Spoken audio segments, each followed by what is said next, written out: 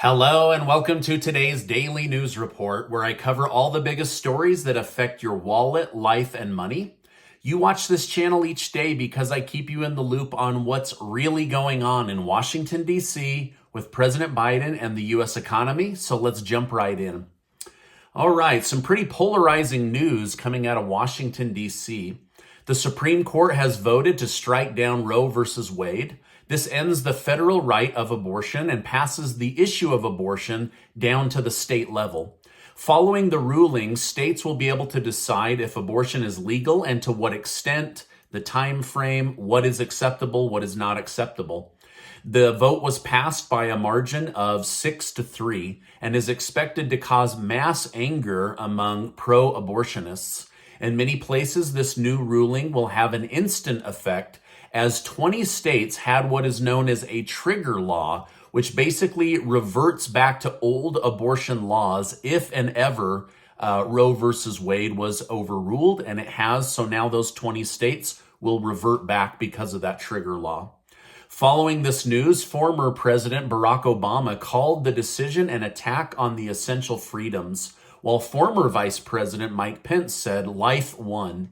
Nancy Pelosi says the ruling is a slap in the face to women and said that the American women now have less freedom than their mothers. Republicans argued that the freedom to kill should never have been considered a basic right for anyone. They also argue that because a person is inside of you doesn't make that person part of your body. So, depending on your political leanings or your own thoughts around abortion, or maybe your gender or the way you were raised, this is a very polarizing topic. Concerns over President Biden's mental health continue to mount after he accidentally flashed a cheat sheet index card to the cameras during an important meeting. The little white piece of paper contains simple instructions as if they were written to an elementary age person. You enter the room, you sit down, your seat will be over here, do this, do that, don't forget to breathe, things like that.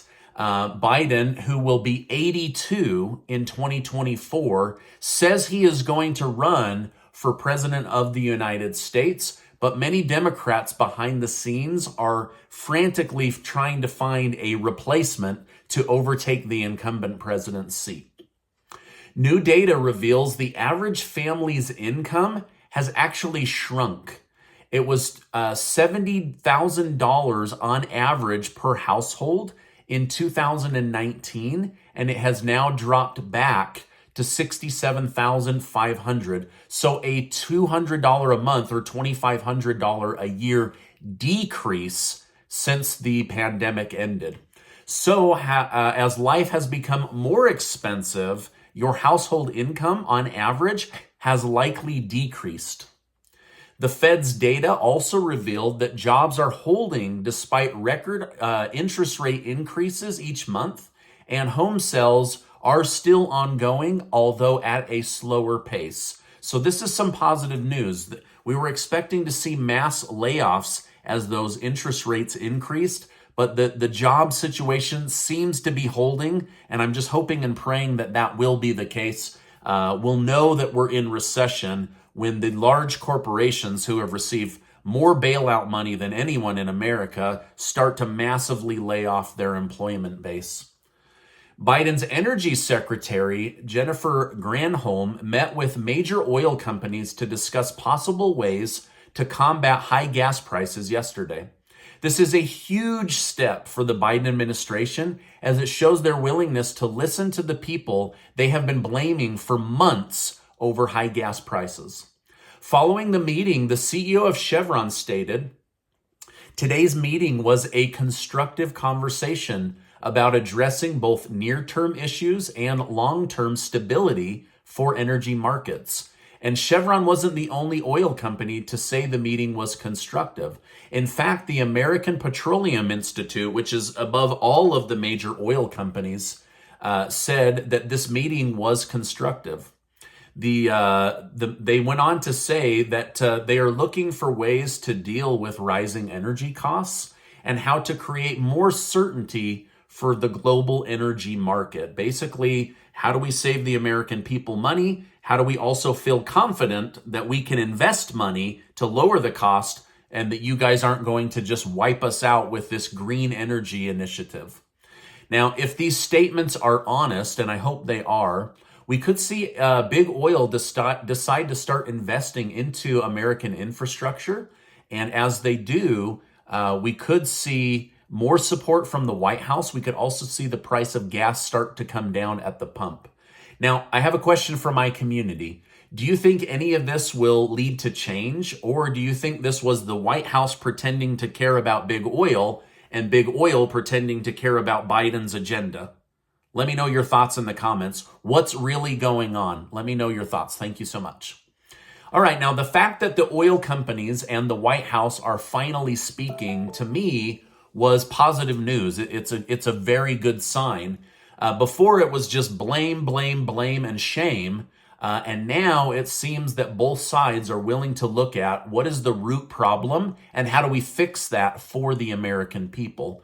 So this could finally be the change we need from the White House in order to see the gas prices come down at the pump. So I just wanted to share that positive news with you. As Biden appears to be finally thinking about changing his stance on gasoline to combat his low poll numbers, the January 6 hearings continue to rage against former President Donald Trump. Yesterday, the January 6 committee focused on Trump trying to cause inner turmoil at the Justice Department. Trump reportedly asked the Department of Justice to back his claims that there was voter fraud and file lawsuits in his favor.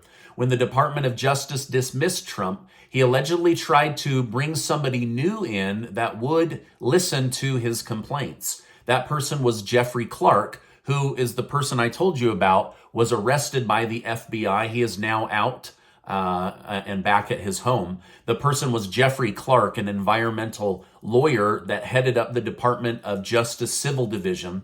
Trump allegedly planned to make Clark the acting attorney general for the country and then persuade him to investigate the voter fraud. But ultimately, Trump did not end up going down this route as he felt he didn't have the support. Also, many others in the Department of Justice said that they would resign if Trump took it any further. Ultimately, Trump did not go forward and did not promote Clark to any position of authority. However, a new poll released today revealed that 75% of independent voters said their vote in November will have nothing to do with January 6th, 2021, and will have everything to do with the U.S. economy, inflation, and gas prices in 2022. So basically, they're saying that is the past. We're focused on the present and the future. Now, I've been telling you here on my channel that independent voters determine the destiny of elections and the country. And right now, what they care about most is inflation and high gas prices. Yesterday evening, the Senate voted 65-33 to pass a bill that heightens background checks for those under the age of 21 seeking a firearm. The bill also provided billions for mental health treatment and set a foundation for states to enact red flag laws. Basically, red flag laws allow anyone deemed high risk to be flagged and temporarily banned from purchasing firearms. Both Republicans and Democrats have claimed this is the best anti-gun legislation passed in about 30 years. Biden announced another $450 million in aid to the country of Ukraine. This marks over $6 billion in the last 90 days. The package will consist of ammunition, machine guns, grenade launchers, rocket systems, boats, and tactical vehicles. John Kirby, the National Security Council coordinator, stated, "The United States will continue to bolster Ukraine's defenses and support its sovereignty and its territorial integrity." Basically, more money is going to Ukraine. The stock market is having a mostly green day as stocks see the Federal Reserve's moves as normal, but not overly aggressive. Surprisingly, Bitcoin is up 14% since its lowest price, and Ethereum is up 34%, making some crypto hodlers take note that their asset class isn't totally on life support anymore and is actually trending upward faster than most stocks. Lastly, Nancy Pelosi's husband has finally been charged with a misdemeanor for driving while drunk. It's been learned that the police waited 5 hours to give him a breathalyzer test in hopes that he would sober up, and he still breathed over the limit for the state of California. So he will likely face jail time unless he uses his money and political favors in California to escape what would happen to a normal person. However, the new mystery is why the California police are refusing to release their body cam footage. Some familiar with this avoidance tactic say that there was likely other people inside of Paul Pelosi's car that they are trying to protect.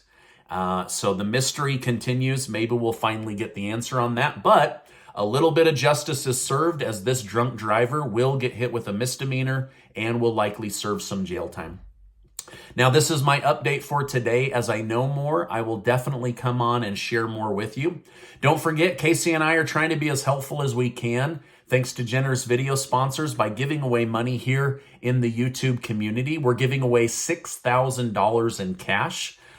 Just to help people with some extra spending money. You can use it however you want: rent, car payments, gas at the pump, whatever it is. Once that money's released to you, it's completely yours.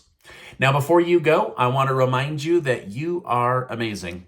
I appreciate you being in my community, and I'll see you on the next video.